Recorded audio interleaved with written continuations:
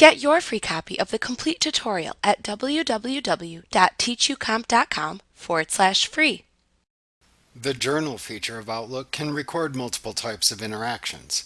You can record interactions with important contacts, when documents or items are created and accessed, or many other types of activities.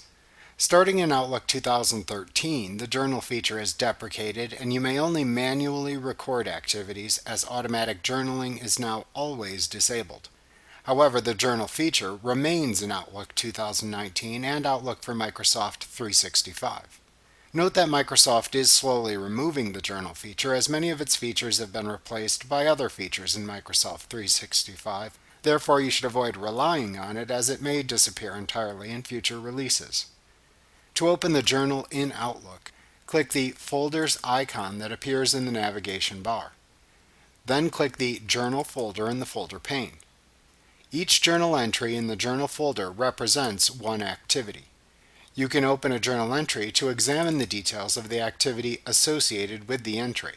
From there, you can use the entry to access the associated file, if applicable, or the Outlook item to which the journal entry refers.